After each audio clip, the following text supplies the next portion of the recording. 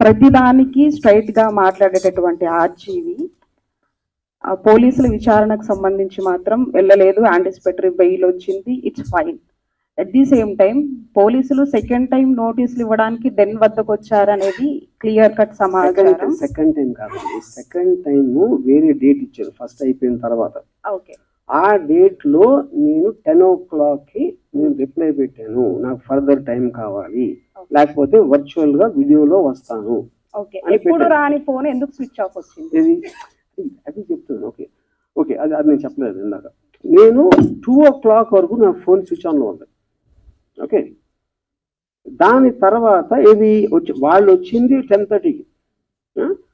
2 o'clock switch on చేసిన దానికి ఒక్కటి మీడియా వాళ్ళు విపరీతంగా అందరూ ఫోన్ చేసి ఏమైపోతుంది, పోలీసు ఎందుకు వచ్చారు, బ్లా బ్లా బ్లా బ్లా బ్లా. అది నా వర్క్ ఉంది. సెకండ్ రీజను, నేను యాంటిసిపేటరీ బెయిల్ చేసినప్పుడు దానికి ఒక 5 వేరే వేరే వాళ్ళు చేస్తున్నారు ఒకేసారి అన్న దాని మీద, దానికి ఎలాంటి స్కీమ్ అయ్యి ఉంటుంది, ఎందుకు చేస్తానని హరాస్ చేయటానికని ఆలోచించడానికి నాకు కావాల్సిన టైం దానికి నేను స్విచ్ ఆఫ్ చేశాను. అది ఎప్పుడైతే డెసిషన్ తీసుకున్నానో ఇమీడియట్ గా స్విచ్ ఆన్ చేసి ఇక్కడే ఉన్నానని చెప్పాను. వర్మ గారు, మీరు సంవత్సరానికి ముందు జరిగింది ఇప్పుడు ఎందుకు మళ్ళీ తీస్తున్నారు అంటున్నారు.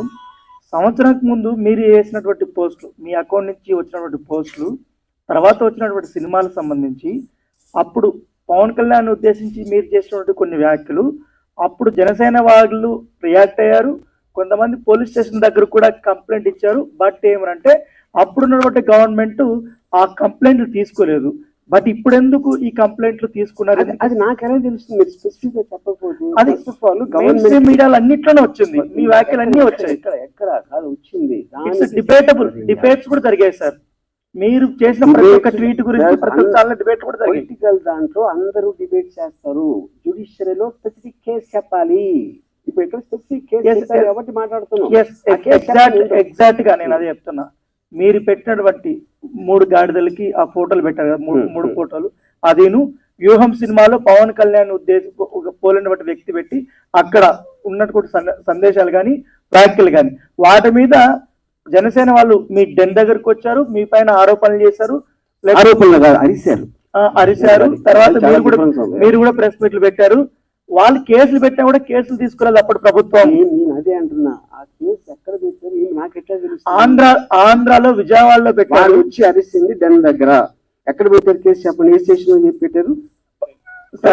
పంజాగుట్లో కూడా కేసులు పెట్టారు, బట్ తీసుకోలేదు అప్పుడు. నేను అదే అడుగుతున్నా, పంజాగుట్ ఎలా పెడతాయి అంటే ఎలాగంటే నా జ్యూరిడిక్షన్ అభిమానులు మనోభావాలు దెబ్బతిన్న తర్వాత అది ఓకే. నేనేమంటున్నానంటే పోలీసు కేసు తీసుకోకపోతే నేను ఎట్లా ఆన్సర్ చేస్తాను దానికి? పోలీసు డిపార్ట్మెంట్ ఇస్ డిఫరెంట్, నాకు సంబంధం లేదు. I'm film maker.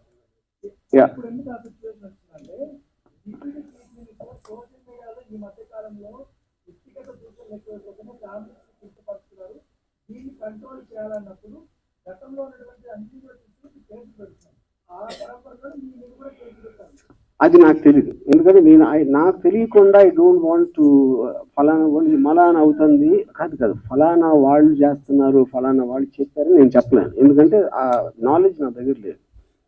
Sir, Madhu from Mahani sir. ఇక్కడ ఉన్నాను. ఈ మధ్య ఏపీలో అరెస్ట్ అవుతున్న కేసులో చాలా మంది జైలుకి వెళ్తున్నారు కదా, వాళ్ళు ఏమంటున్నారు అంటే మాకు గుర్తు లేదు, మర్చిపోయాము, ఇలా చెప్తున్నారు. సో ఇప్పుడు మీరు ఆ 2 వాడకుండా ఆన్సర్ చెప్తారని చూస్తున్నారు.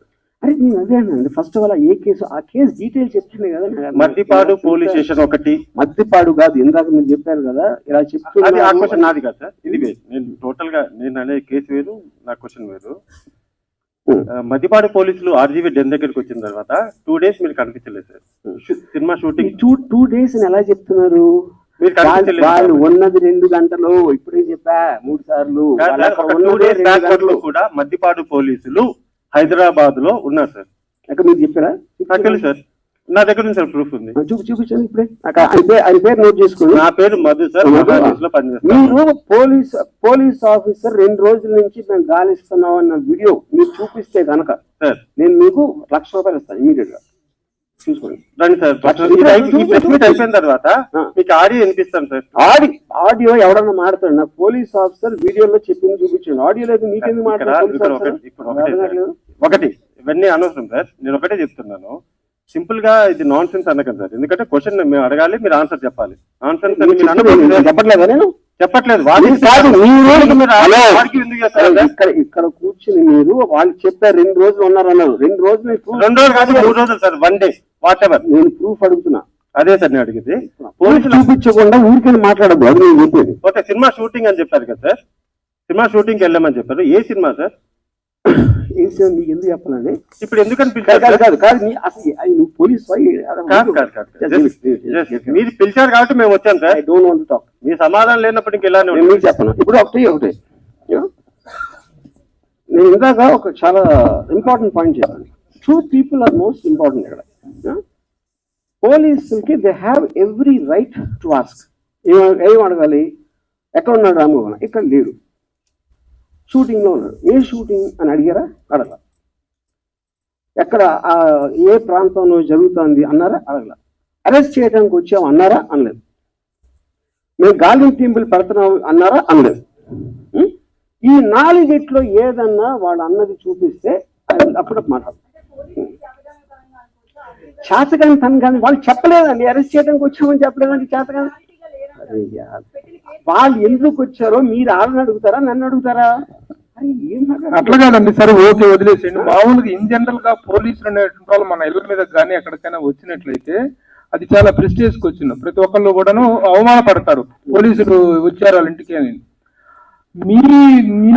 మీ ఆఫీస్ ముందు ఒక 4 గంటలు దాదాపు 2 గంటలో 4 గంటలో మీ ఇంటి ముందుకు వచ్చేసి వాళ్ళ ఆఫీస్ ముందుకు వచ్చేసినప్పుడు మీరు ఎందుకు వచ్చారు, నా పరువు తీసే హక్కు మీకేముంది అనేటువంటిది మీరేమైనా చేశారా? మీరేమైనా దానికి నేను చెప్తున్నా, అది కమ్యూనికేషన్ జరిగిందని చెప్పాను కదా. ఆల్రెడీ నాకు వాళ్ళు వచ్చి నోటీస్ ఇచ్చారు కదా, మా ఇద్దరి మధ్య నా కమ్యూనికేషన్ ఉంది కదా. ఉన్న తర్వాత వాళ్ళు వచ్చారు, అప్పుడు నేను లేను. తర్వాత వాళ్ళు వెళ్ళిపోయారు. వెళ్ళిపోయిన తర్వాత ఇంతవరకు నాకు కమ్యూనికేట్ చేయలేదు నాతో ఇంతవరకు. అర్జున్ గారు, వైసీపీకి సపోర్ట్ చేసిన సినీ పెద్దలు అంటే పోసాని కానీ ఆలీ గారు కానీ ఇక్కడి నుంచి మాకు రాజకీయాలతో సంబంధం లేదు, మేము రాజకీయాల నుంచి వైదొలుగుతున్నామని వాళ్ళు ముందే అనౌన్స్ చేశారు. మీరు ఎందుకు చేయలేకపోయారు? నేను ఎందుకు చేయాలి? అదేంటి, నేను నా ఇష్టం వచ్చింది చేస్తానండి. అది లా పరిధిలో లేనప్పుడు జ్యుడిషియరీ డెసిషన్ తీసుకుంటుంది. అది కరెక్టా కాదని మధ్యలో ఎవరు చెప్పడానికి నేను చేయాలో చేయకూడదని. సార్ హరి, నేను వెంకట్ ఇంటివి సార్.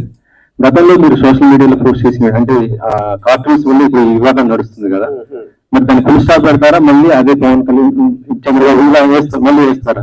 నేను ప్రతిరోజు 5-6 పెడతా. ఇప్పుడు కూడా పెడతానే ఉన్నా. చెప్పాను కదా, డొనాల్డ్ ట్రంప్ చెప్పాను కదా ఇందాక. అంటే నేను పొలిటికల్ నుంచి తప్పుకున్నాను అని 6 నెలల క్రితం వ్యూహం రిలీజ్ ముందు చెప్పాను. ఆ రోజు నుంచి ఇంతవరకు నేను ఒక్క ట్వీట్ కూడా పెట్టలేదు.